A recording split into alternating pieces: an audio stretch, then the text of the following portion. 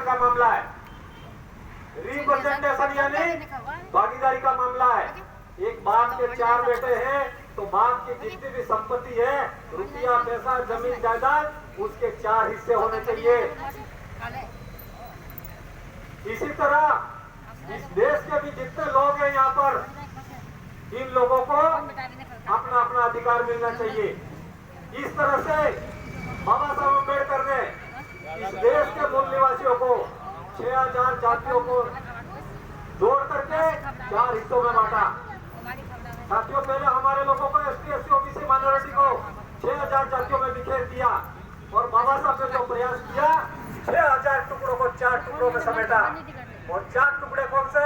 ST, SC, OBC और minority. इन लोगों को विशेषाधिकार दिया। लेकिन इस विशेषाधिकार को लेकर के कई सारे कर्मचारी बने, अधिकारी बने, बहुत सारे हमारे नेता बने, जनप्रतिनिधि बने। हम थोड़ा अधिकार तो ले लिया, लेकिन आज क्या कर रहे हैं? बाबा साहब का संविधान तहस नहस हो रहा है। उसके लिए क्या कर रहे हैं? साथियों, ये जो संविधान बचाने का काम जो है, जो लोग करेंगे वो मिशन के लोग हैं, वो ही करेंगे। बाकी जिनको जो राजनीति करनी है वो तो राजनीति तो कहीं पर भी जाके करेंगे ही। इनके भरोसे हमको नहीं रहना है। जो मिशन का काम करने वाले लोग हैं वो हमको संविधान बचाने का काम करना पड़ेगा। संविधान बचाने का काम हम करेंगे तो सारे अधिकार आपके सुरक्षित रहेंगे। भारत का जो संविधान है कब लिखा गया और हमारे लोगों को आजादी कैसे मिली? भारत का जो इतिहास मोटे रूप में अगर देखा जाए तो 2-3 रूपों में देखा जा सकता है। प्राचीन भारत, मध्यकालीन भारत और आधुनिक भारत। प्राचीन भारत में हम नहीं जाएंगे, मध्यकालीन भारत में हम नहीं जाएंगे, अभी समय नहीं है।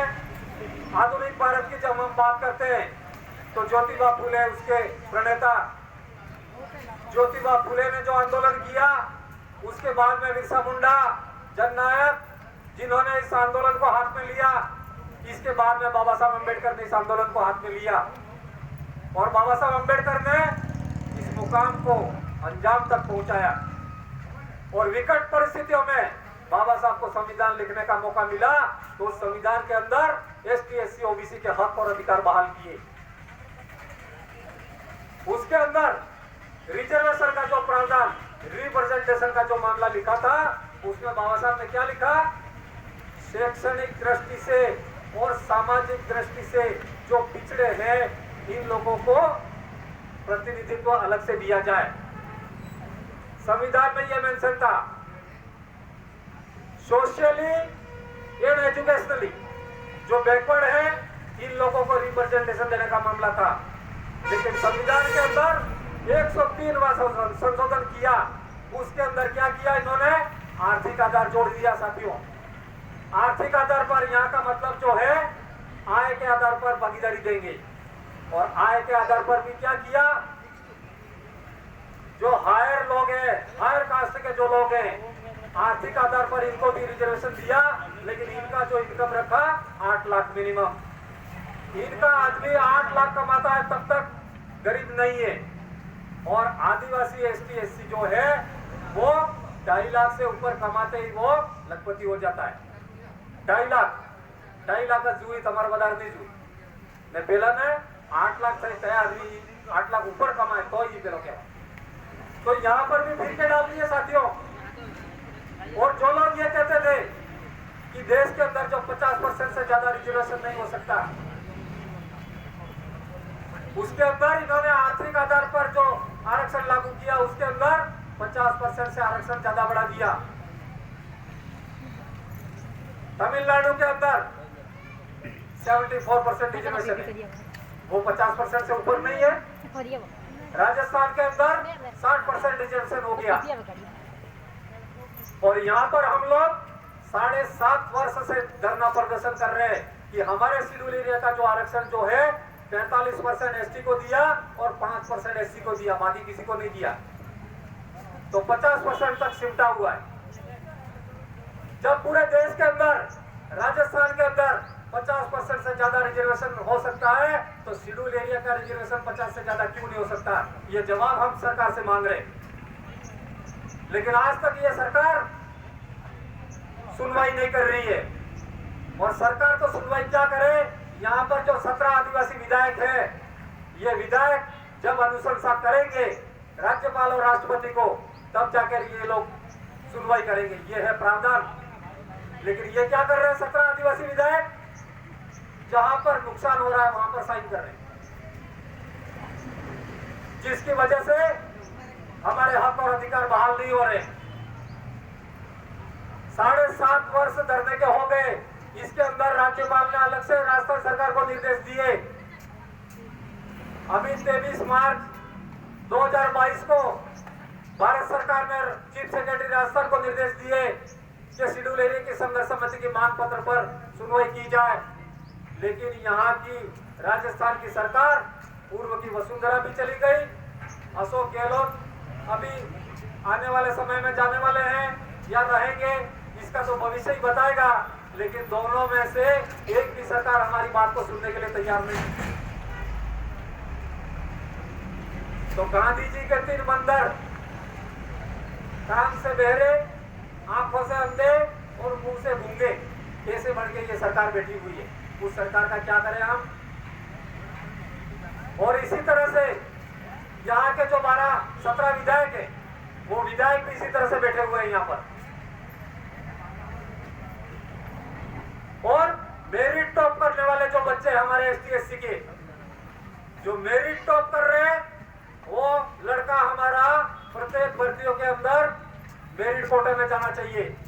लेकिन राजस्थान सरकार ने जो आदेश निकाला 26 जुलाई 2017 का, वो बैरियर बना दिया। उस बैरियर की वजह से हमारे बच्चों को मेरिट के अंदर, जो मेरिट में आ रहा है, उस बच्चों को भागीदारी नहीं मिल रही है वहां पे। और यही हाल काकरी डुंगरी के बच्चों पर जो मुकदमे लगे, यही हाल वहां पे हुआ।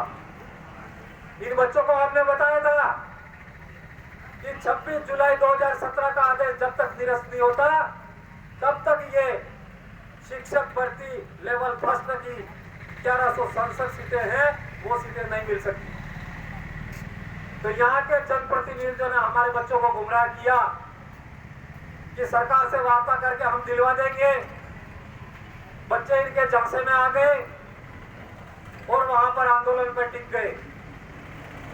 और सरकार से जब बात हुई तो चीफ सेक्रेटरी को जब बुलाया गया, तो चीफ सेक्रेटरी ने बोला कि 26 जुलाई 2017 का आदेश में जब तक अमेंडमेंट नहीं होता, तब तक ये 1167 सीटें हैं, वो किसी की नहीं है, वो अनारक्षित सीटें।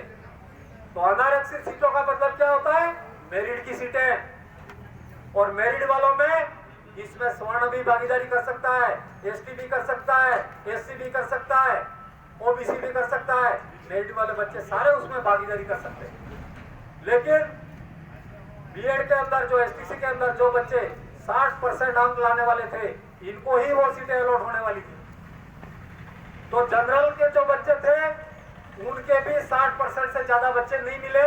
और ST/SC में भी 55% किया था इनका। ST और SC का कितना किया था? 55%। 55 तक होगा नंबर तो इनका नंबर आएगा, 55 से कम वालों का नहीं आएगा। और जनरल के जो बच्चे हैं, इनका परसेंटेज रखा था 60 तक जो होंगे वो बच्चे लेंगे, इसके बाद में नहीं लेंगे।